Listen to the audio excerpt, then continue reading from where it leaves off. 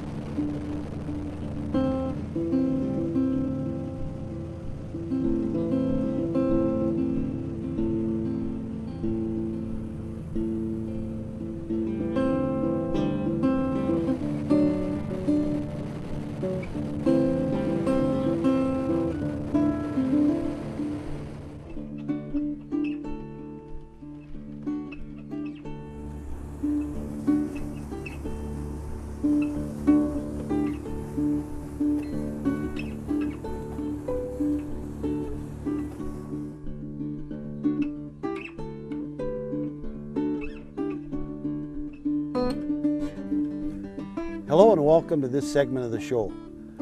On this one, I want to talk about fly-in fishing trips, some of the basics. There's a lot of good tips we can give you today.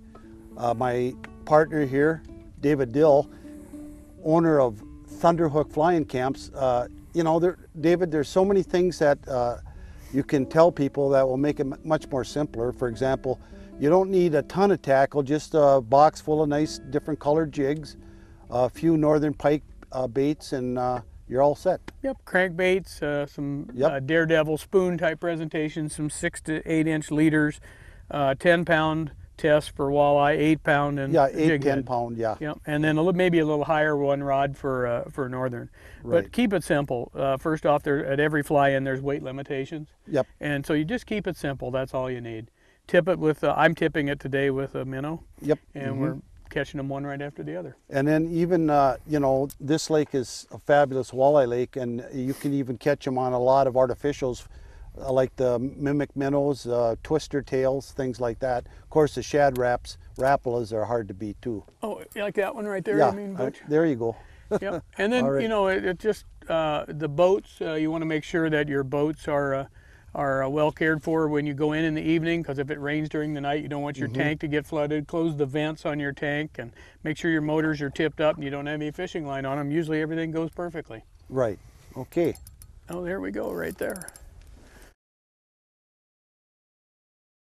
On this segment, I like to talk about the time of year when you're fishing too. We're up here in September. And anyway, you got to remember the walleyes will be deeper in the fall and shallow in the spring. Now the reason for that, the water warms up in the shallows in the spring first, and in the fall the shallows get the cold water, and then the fish move out and start to drop into the thermocline. So we're catching these walleyes right here now in about 18 feet of water, and the fish have moved off, the bigger fish have moved off the shoreline right now. So that's critical to remember the depths. And even in a lake that's as phenomenal as this, nice. You got to remember that there's still good spots to fish. In other words, we fished a couple spots, never had a hit.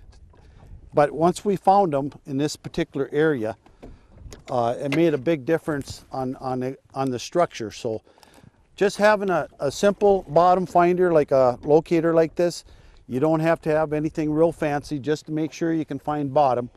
And it's very critical. Now, mid-lake humps are beautiful this time of year because the fish are in the deeper water. So this particular body right here has several humps, and what we've been doing is just getting on top of them and then working down toward the edge, and that's where they are.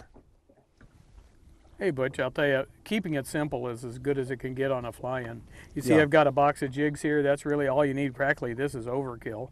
And you slip the minnow on head first, run it through his gill, mouth, and then the gill, and then hook him on the tail. That way it holds it forward. This is an eye jig, a Northland eye jig. It's a really great bait, and I've got quite a few of those in this box. And you just drop it straight down when you're sitting on top of fish. And usually it produces real quickly. Now, right now I'm using this yellow colored eye jig, and one of the things that's really good about it is you see the extra bait keepers here? Now that's really for rubber bait, but it works really good on live bait as well, as it holds them on there. So when the fish strikes it, it keeps your minnow on there, and you can catch 4, 5, 6 fish at a time on one minnow. Right. So really this is all it takes if you're walleye fishing. In fact, take this in half. Yeah. And that's all you need for coming on a fly-in trip. Right. Well, a box like that will supply everybody in the boat. Oh, absolutely. And then know. you catch them. Oh, I lost that one. Sorry about that. I do miss one occasionally. Good. Oh. Well, a politician never lies. I have one on. Oh, Butch, you have one on too. Yeah, I couldn't. We should. Ooh. Ah. Hey, listen to all that grunting. Ooh, this is a good one. Or did I snag him? I snagged him. No, I snagged him in the side of the mouth.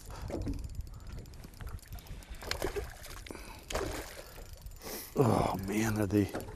It's a nice fish though. Well, let's see what I've got. See how mine compares to yours. Oh, I can't know if I can lift him. Oh, what do we got? Let's see. My fish is smaller than your fish. One thing that it's not mandatory up here at David's, but I'll tell you what, it's a good idea, and that's a barbless hook.